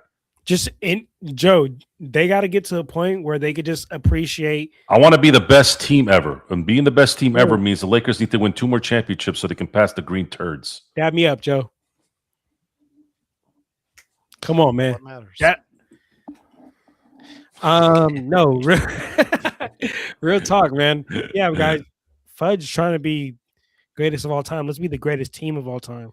That's the hype I'm on. And if it's LeBron that's going to help us get there, dope. If it's not, then get out of my team. You know, I was asked the question after they won 2020. I was asking, "Oh man, you really want LeBron?" And I'm like, "What are you fucking nuts?" I go, "I'm a Laker fan." I go, "If LeBron wins the next 6 championships, that's my dog." You think I'm gonna be in LeBron, baby? Let's do this. I'm gonna be wearing a fucking LeBron headband. Okay, I'll be wearing LeBron jerseys and flip them around so it says James here. I'd be doing this all day. Come on, man. This is about the Lakers. Yo, you would do the powder. It's about this. Joe. Right here. Champions, Lakers. Joe, like, and well better believe I'm gonna prop up LeBron. I got that question from my friends that I've known for years. Like, LeBron. I go, all that matters is winning. It's real shit. And I really thought, man, I really did think that it was coming, man. When they won the 17th and they tied the Celtics, I'm like, dude, this team's got to get another. They're going to get at least one more. Mm-hmm. If they don't get it next year, they're going to get it in 2022. But then everything blew up. But now, Joe, we got Luka Doncic, so don't Who's worry. Adam Queef? McQueef? That's a name right there. No, it's Adam Queef. Adam Queef?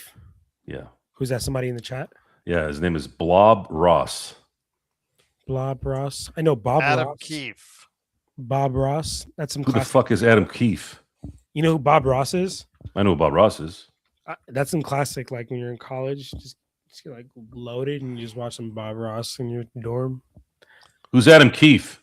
You're talking about the guy from way back when? Someone mentioned Jack Sikma in this chat. Yeah, Adam Kiki Vandeweghe. Jack. I met Kiki Vandeweghe one time. Joe, Adam Keefe. Hey, that's actually a really good comparison. Flag is an athletic Kiki Vandeweghe. It's actually pretty good. Too lanky. Yeah, the Vandeweghe is too lanky.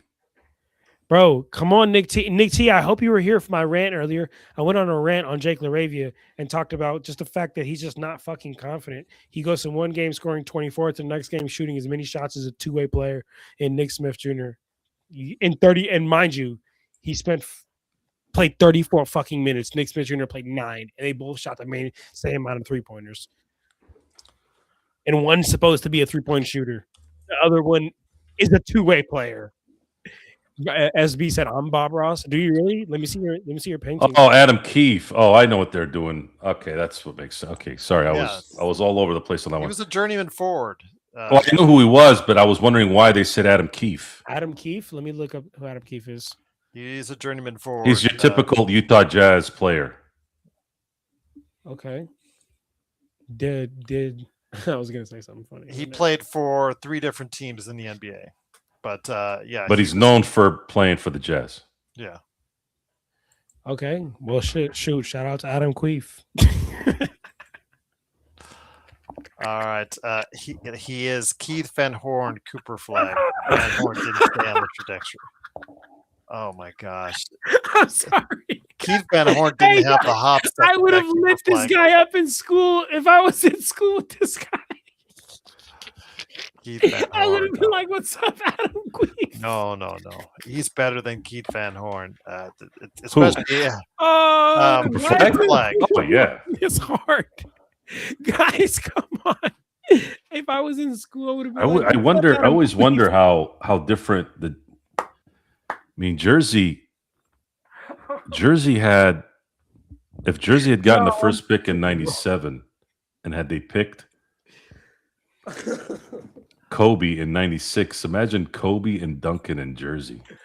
Oh my God. Yeah, T3. No.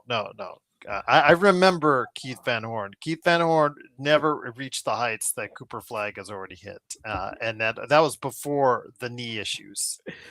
Yeah. Adam Queef.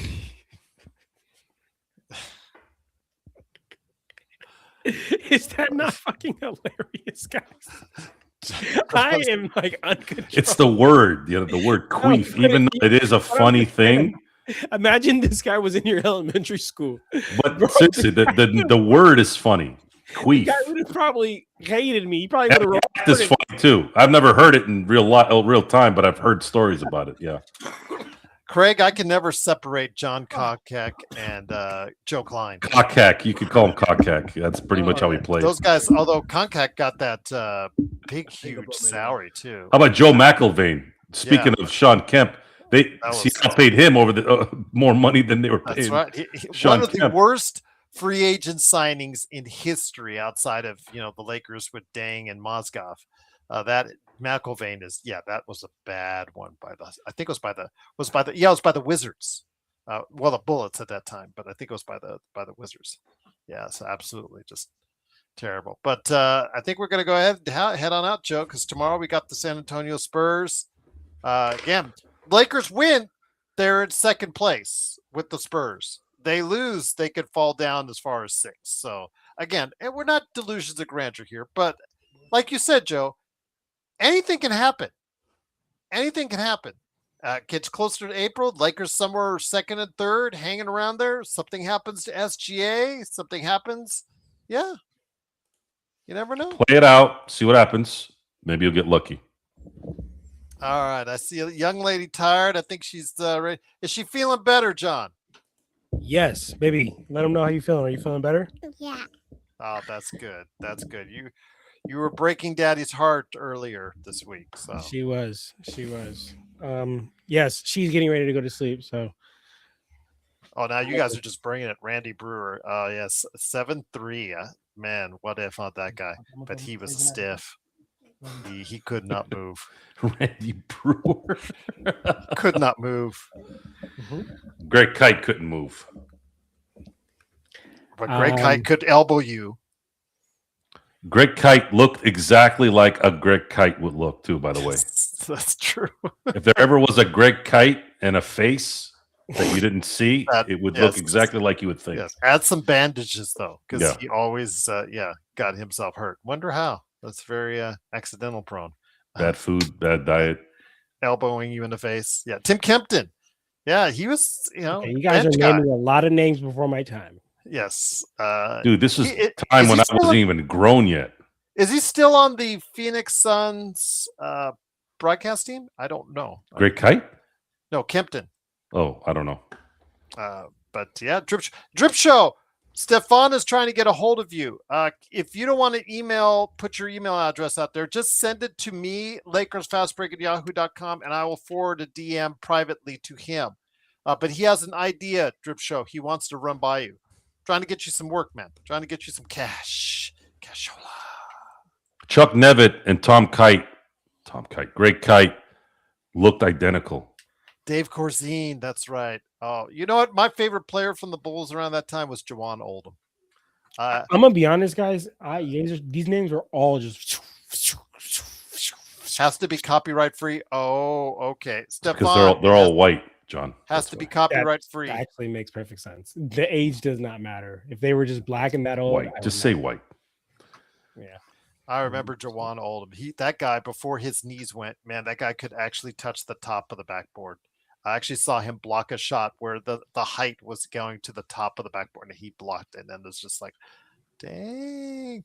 But he had no skill offensively. He was just a leaper and a block shot artist at that time. And I think Jordan got frustrated with them, so they traded him or let him go just before they started winning all the titles, which I don't think is a coincidence either. But he passed away. Jawan Oldham? Did he? Serious? Oh, man. What's his name? Jawan Oldham. Oldham? Did he? I'm going to look that up right now. Yeah. I do remember the game Karl Malone split Isaiah's eye into 40 stitches. He did. Oh, rest in peace. My best to his family. He was 68. You remember the game when JJ Barea almost lost his played for the leg? Lakers, by the way, guys. So awesome. I loved it. Dude, that was when Bynum clotheslined him. when he clotheslined the fuck out of JJ So Barea. awesome. and then Everyone he was walked- like, I can't believe this happened. Oh my God. and then he took his shirt off and walked out. You guys showed the damn Mikhail clothesline every 5 minutes in every NBA broadcast. How come that's okay? Right? What's the difference? That was crazy. He's like, they're like, even Kobe doesn't support this. Yeah, bullshit. You don't know anything. Yeah, Jawan Oldham was a Laker for a few minutes, but by that time his knees had already gone at the very end of his career. But yeah, my respects to his family. Jawan Oldham, 10-year player in the league, passed away yesterday. Thank you, T3, for bringing it up. Truly appreciate it. That's sad because he was one of my favorites. I used to watch WGN games, bowl games, and yeah, he was, and then he went over to New York as well for the Knicks. So very sad to hear that. Do you remember his fight with New? Yes, I do remember that fight. That was, I do. Yes, I do remember that fight with Manute. Manute had a couple of tussles during his time. He wouldn't put up with stuff. Manute. He had a little bit of an attitude. You guys watch Manute? Yeah. First NBA game I ever went to was Golden State and Clippers at the Big O. Yeah. And I saw Manute Bol. I still have the visual in my head where he had his hand on one of the players' shoulders and was going to the locker room, and he was darker than this phone. All I saw was eyes, and I was right there too. Eyes and teeth. You're like, dude, what the Sudan was there. You had to put that in there. Oh, 100%. See, we can do that because we got a black man on the show, and we can do that shit. Even though I'm darker than him, but it's still the same. I give you the pass, brother. Yeah. But no, that's crazy. Honestly, that's so crazy. Guys. But does YouTube and the rest of the world give that pass? Yeah, YouTube can suck my nuts. They're gonna be like, they're just gonna basically run that little card next to me, and they're gonna be like, "Oh, okay, he's good." Well, describing somebody's appearance shouldn't be controversial. He's 7'7", or he was 7'7". Nothing to do with it. He's got nothing to do with it. That got nothing to do with what I'm saying. I'm telling you what I saw. What do you want me to say? A 7'7" man will stick out to you. It was the basis of. Well, I was on top of the 100% of skin color. I was on top of the Not whatever the 7'7" side. mezzanine. So I was looking down to where he was walking into the locker room, and he probably still was eye to eye with you. No, you're a kid. You're just excited to see somebody you saw on TV, right? So you're like, hey, whatever. Gotta be the color, Gerald. All right, gotta the be. color I guess, and for you guys indeed. His bulging eyes. Joe probably just saw eyes, teeth, and fingernails. I'm sorry. I mean, I'm not joking. It's what I saw. John. 7'7.25" was his, I believe, listed height, if I remember correctly. That's wild. Yes, but when he started to shoot threes, that was just cool to watch. I mean, people watch Bol, his son, shoot threes. It was even just more like a wind up type deal, just like that. I'm surprised that like a gust of wind with his windup didn't come along with it. But he was actually pretty good by the tail end of his career, especially with Golden State, Joe. So, yeah. Well, there you go. Well, I like that how Washington had him and Muggsy on the same team. I remember when that happened. That was classic. They would, What's the earliest you guys like remember like I actually like watching and being locked in with basketball? Like actually locked knowing in? what's going on though. I'd probably say 80 for me, but 77 is when I first saw my first games. Like, was there a moment that you remember? In 77? No, it was just general Lakers action. Just watching basketball. What about you, Joe? But the first real memory was locked in 1990-ish. In 79, 80. But then locked in 91. Because I watched the national championship game between Magic and Bird, and which was elevated college basketball to a pretty obscene record at that point in time as far as viewing, because it was the Mercurial Star versus the Mercurial Star. Mm-hmm. And just to see it translate over into Magic's first year, that lit up Southern California, just absolutely lit up. He was the life of LA, and it just exploded out there. And I had already loved the Lakers as a little kid, but yeah, seeing that happen when I was at 10 years old, you just blow up, and just like it did, Magic instantly became a superstar overnight. And he had that charm, charisma. Anytime you put a camera in front of him, he would just give you that smile, and just absolutely everybody loved him. Everybody wanted a piece of Magic, which happened. And then, but still, that first year, his rookie year, where he led them all the way to the title along with Kareem and that whole crew, was just so such great memories. Those are the ones I have of crystal clear memories in 1979-80. So all right. Now, I was just wondering, I was just wondering because I was thinking about that for me the other day, and honestly, my first memory, like real memory of basketball, to be honest with you, was probably in 04 when Derek Fisher hit that 0.4 second shot. Like, because I was 6 years old. Like, I remember that day like vividly. And that from then on forward, I remember like really watching and being like, not really knowing what's going on, because you don't really know what's going on when you're 6, 7. But like, but I was just like, man, this is really freaking cool. Who were the broadcasters? Trivia question for that. Ooh, Joe, Gerald, Joe, you'll know it. I know, Joe, you'll know it. For the 04.4? Yes, I know you'll know. It was Al Michaels and Doc Rivers. Yeah. Oh. See, I knew you knew it. I would not be. I was 6. I wouldn't be able to tell you that. But I could tell you how the play happened and everything. And then Kobe's 81 called me that day. They thought they were on a domestic call. They thought I was beating my wife or girl, whatever. You were? No, because he was so loud. He was celebrating so bad. Somebody called the Somebody thought I was beating somebody up. Yeah, that's crazy. Yeah. And the cops were like, at the door, like, we heard of a disturbance. I'm like, Derek Fisher just hit a .4 shot. I went nuts. Oh, okay. Sorry. Good night. I was just like, God, dude, I missed it. Yeah, that was, man. And then game 6, I was in a little bit of a quagmire. My buddy invited me to the Tarver Roy Jones fight in Vegas. This is number 2 fight, right? So,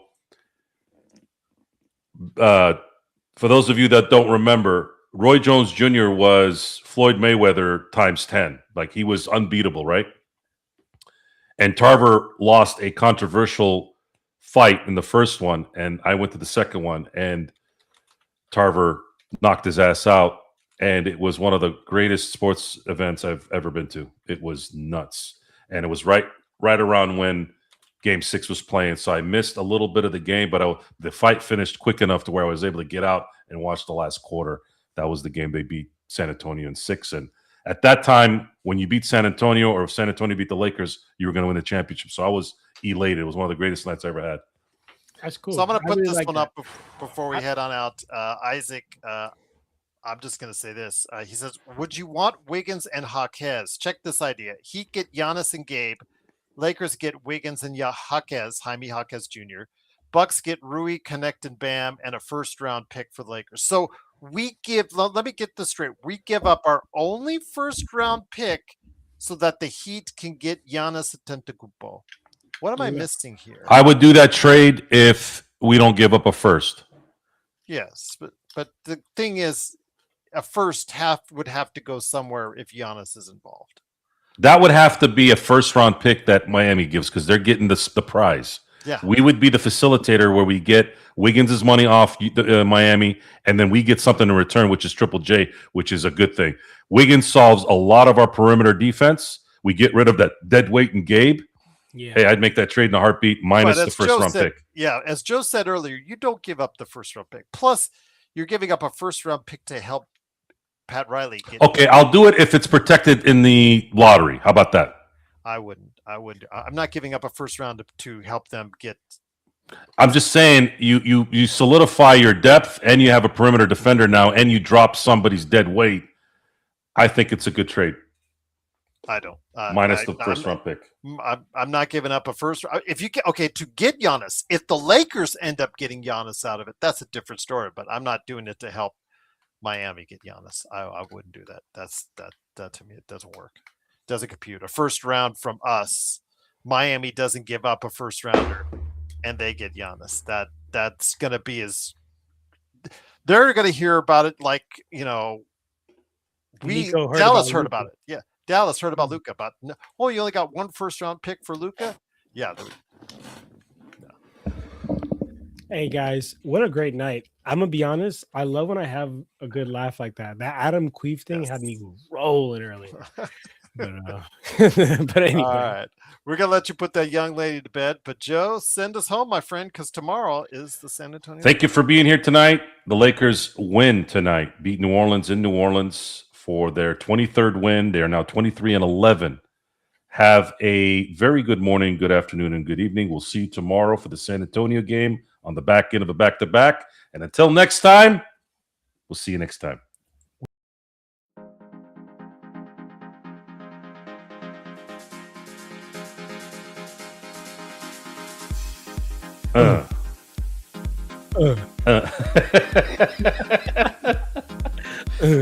I'll let you lead the way. I'm gonna head out. All right, brother. Later, guys. All right, Take brother. care. Adam Keefe, baby. Adam Keefe.